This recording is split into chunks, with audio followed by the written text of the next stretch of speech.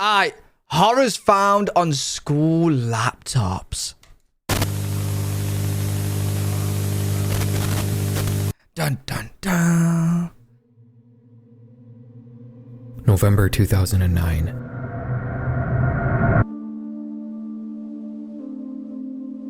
A 10th grader is called into the assistant vice principal's office shortly after arriving at school. Butterflies flutter inside him. It's clear the authority figure currently staring him down is upset over something. Okay. She accuses him of, quote, improper behavior. Okay. He doesn't know what she's talking about. The school official slides a photo across the table, asking the boy to explain it. He picks it up. It's him. In his bedroom at home. Doing what? He's never seen this before. Wait, how did the school get a hold of this picture? And who even took it in the first place? This single interaction would result in a snowballing series of horrifying discoveries about the nature of this school district's student laptop program. What? The first case of its kind, but unfortunately, not the last. Let's not— Wait, is it his school? Oh, so it's like spyware on the school's laptop? Ah. not get ahead of ourselves though. To understand this case, we need to learn about where it takes place. Hey, this is why the smart people always put something over the laptop webcams. Who did that? Who did that? I purposely didn't do that, but I won't bothered. I won't bothered. I really won't. Like, I knew that someone could be looking at me. I would, honestly, I would take the laptop in the toilet whilst I'm having a shit. But it is smart to cover it. You should always cover it. Always. Our story starts 12 miles outside downtown Philadelphia, in the sleepy suburb of Lower Merion. Home to just over 63,000 residents, Lower Merion's urban landscape looks much like the sorts of neighborhoods you would see in a Hollywood movie, with everything from grand Tudor and colonial revivals to menacingly large McMansions dotting the winding tree-lined residential streets. It all gives an air of money, and indeed, the people who call Lower Merion home seem to have a lot of it. In 2007, the average family income for the area was $148,000, just under 3 times the national average of the United States. Jeez. It's no surprise then that in the only Western country where public schooling is mostly funded on a local level, that schools in an area like Lower Merion are exceptionally well provided for, with as much as $32,000 being spent per student per year in the district. Per student? My school spent about $10 on me. And that was just to get me ice cream on a school trip. In 2009, some of that money would go to a new program, one that sought to purchase laptops that students could use to complete their work in a more real-world professional way, and to just enhance the academic experience overall. This was something of a trend in the late 2000s, and if you're the same age as me, you'll no doubt remember antiquated computer labs with their rows of off-white CRT monitors slowly being exchanged for carts containing racks of laptops that teachers could just wheel out for their students whenever they needed them. Right, handy. My memories of this time mostly consist of chunky Toshiba laptops that were somehow slower than they looked, and you could only really use them during class when the teacher would hand one to you, with the only exception being when you would check one out of the library to use during study hall or something. This was certainly not how it worked in Lower Merion. No, these students weren't using thick Toshibas, they were using MacBooks. Moreover, it wasn't just an in-school replacement for a computer. Wait, I thought MacBooks are meant to be really good for the security of malware and stuff like that. Lab. These MacBooks were distributed to students under a one-to-one program, meaning each and every student would have a single laptop that would be theirs full-time, even bringing them home with them after school. I'm sure many of you watching who are still attending school past 2015 likely remember receiving a Chromebook that you could use at home under a similar one-to-one program. Yo, we never got stuff like this. I think some people in my school got given stuff, but like only if there was like either like a outstanding student or they needed extra help, like they had a mental disability or something, right? But my school never gave me anything to take home. Then again, I probably wasn't trusted. But this wasn't nearly as common of a thing in the late 2000s. The Lower Merion School District was truly ahead of the curve with this. Being the trailblazers they were, the school district didn't really have any set precedents to follow when it came to policing the use and misuse of these school devices. You can keep an eye on what somebody is doing with school property in school, but how are you supposed to do that once they're at home? The Lower Merion School District is one of the most well-funded public school programs in the country, but MacBooks are expensive no matter where you live in the world. Facts. And school officials weren't just about to leave them to the mercy of their teenage owner. Yeah, I'm actually surprised they got given MacBooks. If my school did give people laptops, it's definitely $50 laptops. They're pretty much broken down. You ain't getting no MacBook, bro. Ain't no way. They splashing out MacBooks for you. Hey, by the way, since we're talking about schools, I just want to apologize to my school. I was an idiot back when I was a kid, and if you happen to watch this, my engineering teacher back in I forgot the date, you know me. My name's Lewis Grant, right? I was in your class, and I was the one that was responsible for why the mouse wire got chopped up. Why there was a computer with a missing mouse. I do want to apologize now that I'm a grown adult. I basically was like, I had the mouse and the wire and I had scissors, and I was like to my mates, oh look, I bet this can't cut, and then accidentally cut it. So I just want to take this moment, since we're on the topic, to apologize. I'm sorry. To potentially mitigate They the never issue of caught me at the liability, time. the school district purchased a piece of software called LANREV, a systems lifecycle management software. In plain English, IT administrators can use this kind of software to manage many different computers at the same time, automatically installing software and copying and deleting data on multiple machines simultaneously. Another key part of these IT management solutions are security and tracking features, some of them amounting to purposeful spyware that logs what users are doing and then reports it back to IT administrators. Yo, I remember when I was like 14, 15, man, I had a laptop that was literally just had so much virus. I'm surprised it even turned on. Do you guys remember LimeWire? Oh my god. Yo, I used to turn on my laptop, and I used to just deal with like 20 tabs popping up, and I just thought it was a startup normal PC thing. Now that I realize that was full of so much malware. Like, bro, I used to click on the Internet Explorer, and like 10 different tabs will pop up. Just flashing. Ding, ding, ding, ding, ding, ding, ding, ding. Like, bro, I just closed it down. I thought it was normal, man. I thought it was normal.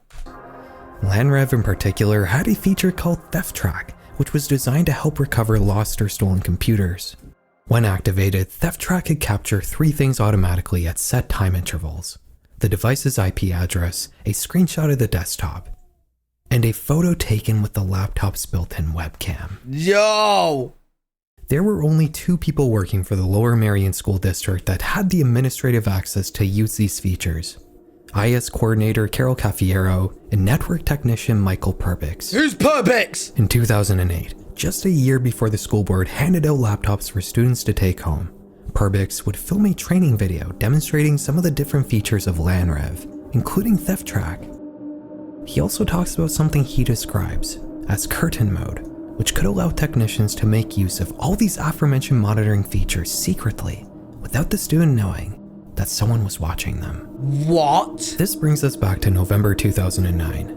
15-year-old Blake Robbins has just been handed a photo of himself holding something in front of his face.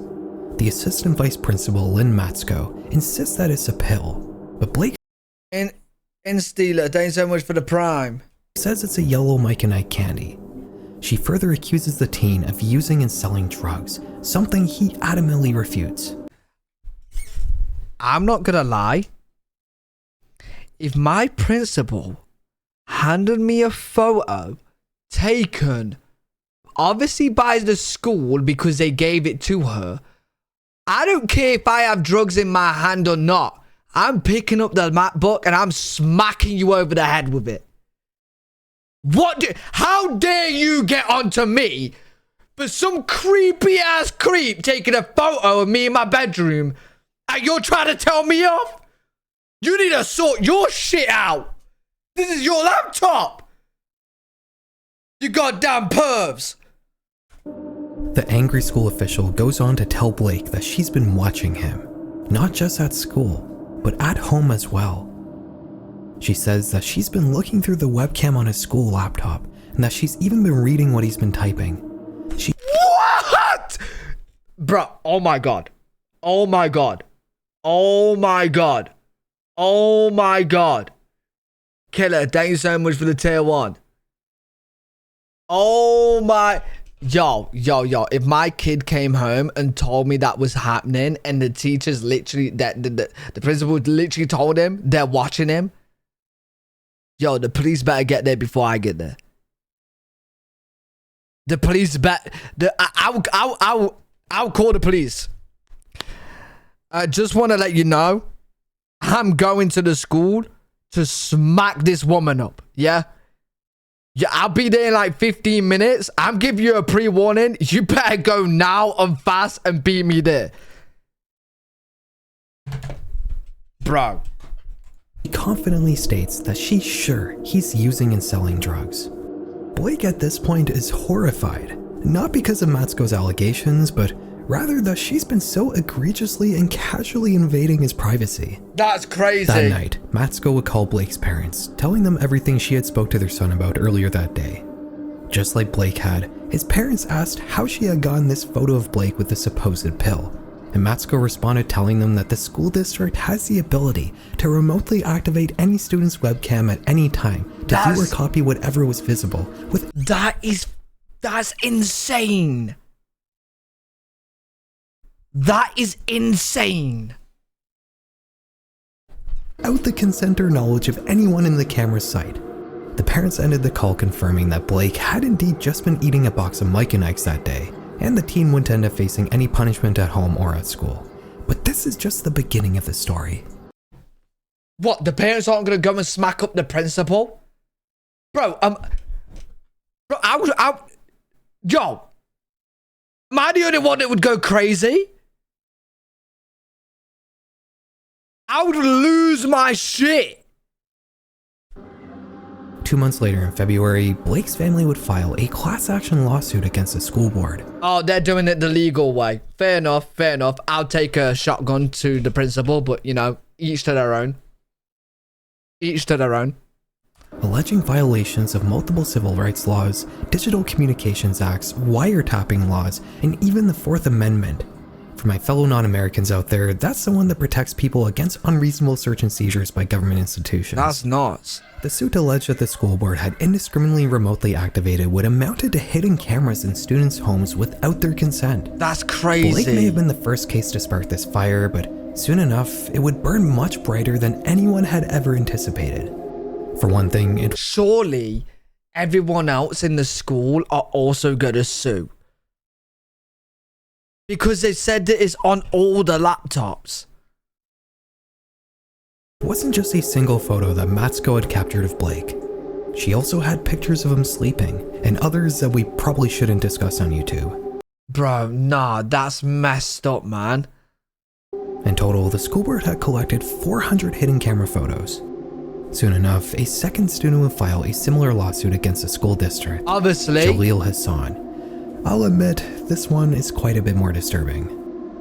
Matsuko had been spying on Blake to find some reason to get him in trouble, but internal school emails revealed that multiple district employees have been taking photos with Jaleel's webcam for entertainment purposes, with one employee describing the student's home life as a soap opera. Another employee would respond to that stating, quote, "I know, I love it."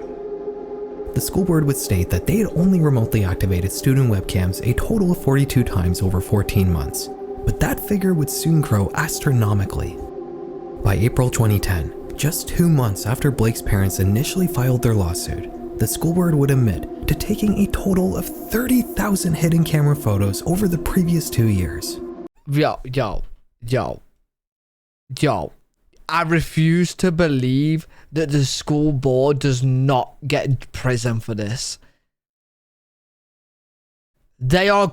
I don't care they're the fucking school. They are perving on the kids, bro.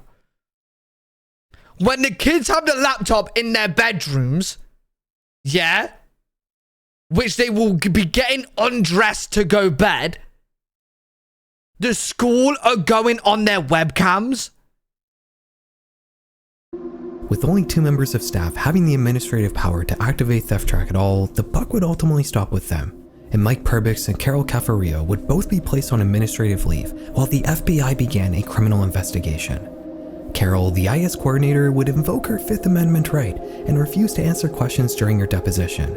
Oh, she's got a punchable face as well. I don't know if it's because of the information I know, but oh my god. That chin is looking... Meet Lucy. That's what I've named my right hand. My right hand is declared it's female, so it's perfectly legal for me to chin her. Something her lawyer would admit, quote, Looked bad. In a subsequent court filing, the same lawyer would argue that Blake had, quote, no legitimate expectation of privacy. They alleged that the student had failed to pay an insurance fee on his laptop and had a history of damaging school property. In October of that year, the school board would ultimately agree to a $610,000 settlement for both Blake and Jalil's cases. A federal judge would order the school board to halt all remote webcam monitoring. The FBI, however, would not file any criminal charges, stating there wasn't any evidence that could establish a criminal intent beyond a... What do you mean? How is that not criminal? How is that not criminal? Reasonable doubt, a ruling that the school board was reportedly very pleased with. Regardless of the outcome, this whole debacle proved to be a cautionary tale for the wider public about the nature of school laptops. Dystopian invasions of privacy by state institutions isn't really what people are likely expecting when it comes to children's academic devices, but it does make sense when you think about it. A school laptop... Yo, how is accessing cameras in minors' bedrooms with minors there not criminal? In their own private homes. How the hell is that not criminal? That's insane. That is insane. Laptop isn't very different from a work laptop. I'm sure anybody watching this video who has a work laptop fully expects it to be chock full of tracking software of all kinds. Maybe not secret webcam recording software, but then again, I'm sure many of you put a little sticker over your webcam when you're not using it. When I had a work laptop, I didn't use it for anything personal. I was aware of the nature of IT device management. I knew that if I had some problem with my computer, an IT technician could easily remote desktop into it without my permission. Because I was aware, I can mitigate the privacy risk a work computer could pose. But how many high school students do you think have that sort of knowledge? Or middle school students, or primary school students for that matter? I certainly didn't when I was younger. Moreover, most school employees just kind of expect students to treat their devices horribly, and they likely see it as within their best interest to track as much data as they can in the event a student decides to short-circuit their Chromebook for fun or something. That was an actual TikTok trend, by the way. Jeez. Let's be clear though, school laptops are not... Listen. I wouldn't be that mad of the school being, having access to the actual laptop itself, but not trigger the webcam. Or maybe can't you give like especially minors under a certain age, can't you give them laptops without webcams? In fact, most modern day laptops don't have a webcam unless it's a MacBook. Do they? I haven't had a laptop in ages. I understand like the school checking the system so like they're not doing dodgy stuff on. It's like a work laptop, right? A work laptop, the work can like remotely access the laptop, right? So they know that you're not doing dodgy stuff. Like, they can see what you're doing on the laptop, right? And you just know not to do funny business on there because they can see. But they don't access the webcam or whatnot. Bro, I don't know, man. Just delete the webcam, man. Smash it up. Smash it up. Especially when it's minors, bro. Not work computers, and students aren't employees. Schools also aren't employers. They're state institutions, and the idea of government employees spying on children in their homes without parental consent is something that's going to sound horrible no matter how you spin it. And unfortunately, Lower Merion was far... What about the mic? Yeah, modify it so there's no mic or webcam. Far from the end of the story. The incident revolving around the Lower Merion School Board would go on to be known to the public as WebcamGate, and it would garner a massive amount of attention, leading to several other school boards sunsetting their own IT security solutions that allowed employees to activate student webcams before they too faced class action lawsuits. You have to remember That's though, insane. this is still the early days of school laptop programs. As the 2010s rolled on, one-to-one school computer programs would start to become ever more common, especially with the introduction of a particular category of low-cost laptop, the Chromebook. If you were born in the 2000s, there's a good chance you were given a Chromebook at some point by your school. Never These was. devices run something called Chrome OS, a sandboxed Linux-based operating system that's mostly designed to run Google Web Apps. The locked down and inflexible nature of these devices, combined with their low cost, made them a natural choice for school boards that wanted to try their hand at assigning their students a permanent school device that they could take home with them. And let's not lose sight of the bigger picture, these programs have helped many students in rural and low-income areas who wouldn't otherwise have access to a computer to use for their schoolwork. The whole idea of giving students personal laptops was to make education more equitable, but in execution, it hasn't exactly maintained this sense of idealism. The consequences of one-to-one Chromebook programs has Oh my god, how times have changed. How times have changed. Back then, schools will give kids laptops to help their education. Nowadays, they're trying to take all the technology away. Oi, get off your phone! You got a laptop? Get off your laptop! Read a book! Read an encyclopedia for once in your life. They don't want you to have technology now. It's the opposite now. Back then they was giving it you, now they're taking it back. been immense. The sandbox nature of the software has led to younger people not learning essential computer skills like file management, and you can find countless teachers on the internet commiserating about students that lack the patience and intuition to perform basic troubleshooting when they run into software problems. Of course, we can't forget about the horrible fates that often befall these cheap academic devices. Go on the tech support Gore subreddit and you can see the insane condition some of these Chromebooks get returned in, with some of them even being completely obliterated. Jeez. Look, everybody knows that students treat Chromebooks badly. What I don't see Was it common to get like a laptop given to your school? I swear, like no school I know of around me was giving out laptops, unless nobody told me.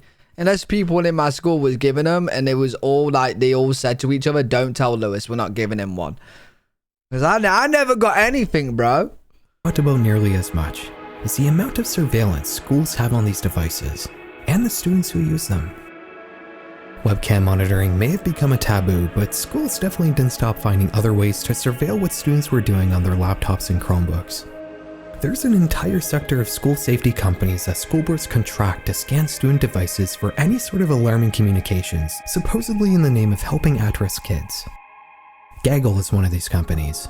They started off by selling a service that can scan students' emails and documents for certain keywords related to bullying and drugs. But as the years rolled by, and especially as AI found its way into every tech product, Gaggle too would make use of this new technology to supercharge their surveillance. By the mid-2020s, they were keeping tabs on almost 6 million students across 1,500 school districts, using techniques that would fit perfectly in the world of 1984. Basically, every piece of text that pops up on the screen of a student's Chromebook gets scanned for flagged keywords, and an AI system will perform a sentiment analysis to flag any phrases that are communicating flagged ideas or information. Oh, I'm glad I never got a laptop. Oh, I'd be in prison. I'd be 8 years old in prison, bro. The things that I searched up when I was a kid, fucking hell. Caesar dies to tier 1, Caesar. Again, this is all done in the name of student safety. Everything gets logged in real time without the student's knowledge. The software even incorporates ODR to copy text from images and videos that appear on the screen. There is no getting around the surveillance. If anything gets flagged by the AI, it then gets passed off to a human employee for review, who are supposed to assess the context of these reports and toss out false positives. I search that stuff up to this day. Yo, trust me. Some things that I searched as a kid, I wouldn't even search today. Bro. Has anybody ever seen a thing called Pain Olympics? Like it was trending like 15 years ago. I won't search it up today. I searched it up as a kid. It's fucked. Like, the best way to describe it without being too gruesome, it was two guys naked doing things with like glass and in hot, like bro. Luckily, I don't think it's on the internet today. Honestly, and that's what I searched up when I was like 12. It's like One Guy, One Jar, yeah. But even more messed up. Like, bro, it is absolutely disturbing, and I was searching that up as a kid, man. Like, I was searching up some weird ass things, bro. Such as raunchy song lyrics and passages from literature. If the employee does approve a report, however, it then gets passed off to school officials, and sometimes they Sorry, Jane. even go directly to law enforcement. In 2022, the Center for Democracy and Technology would run a national survey gathering data from teachers, parents, and students about these surveillance systems, and the results were disturbing. While these companies and school boards claim to keep tabs on their students' digital activities in the name of their safety, the survey found that 78% of teachers said students were mostly flagged for disciplinary violations, just like Blake Robbins was all the way back in 2010. Only 54% of teachers said that they had seen this monitoring lead to students getting referred to counseling. Even worse, Gaggle's keyword list had historically contained the terms gay and lesbian, leading to cases of still closeted students getting outed because school employees got a glimpse into their private life through their Chromebook. What? Wait, what? The teachers would just be outing out the kids? What if they don't want to come out the closet? 13% of students who responded to the survey said that either they or someone they knew were outed as a result of Chromebook surveillance. In 2023. Wait, outed how? Because if it's the teachers that's surveilling it, right? Okay, so the teachers find out that a kid's gay, right? What? They're just gonna share that knowledge?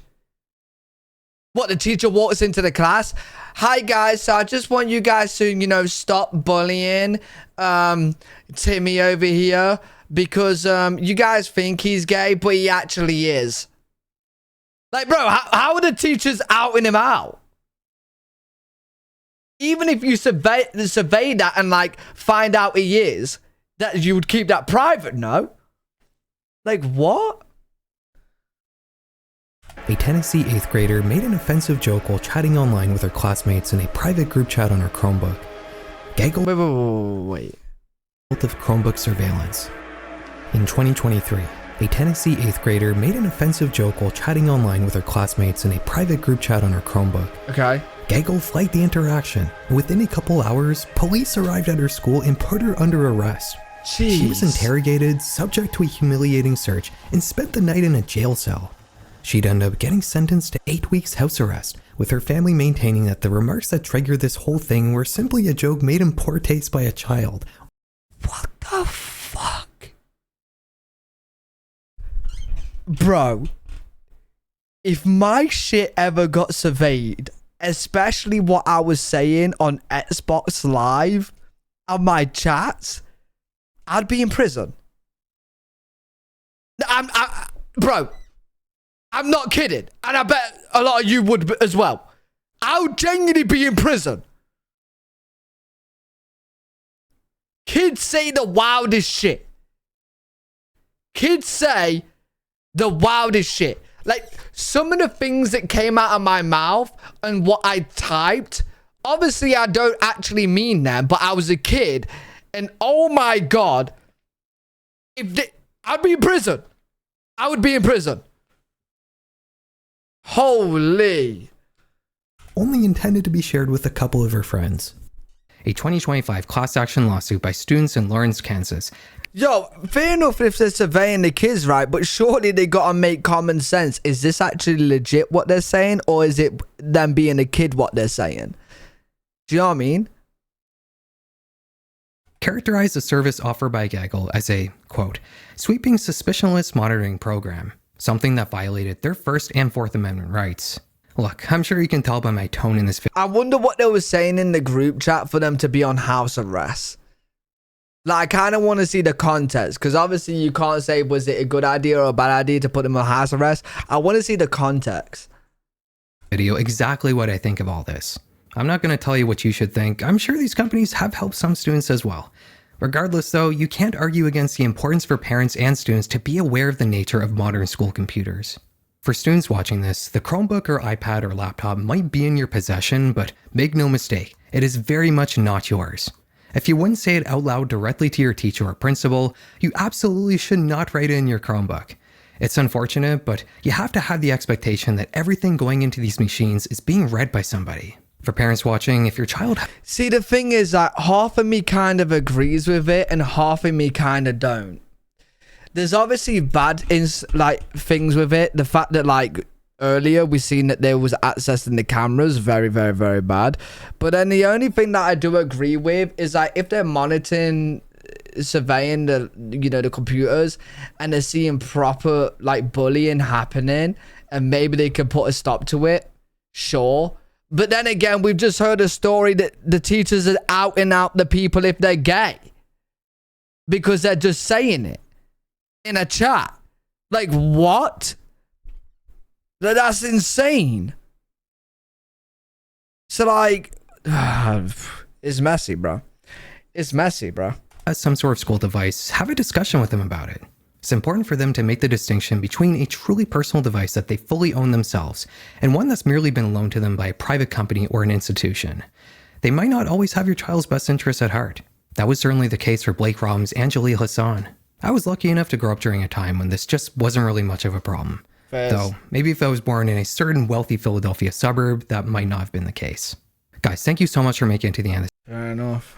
Bro, the first part of this video where they was looking through the cameras, that was the true horror. That was the true horror right there.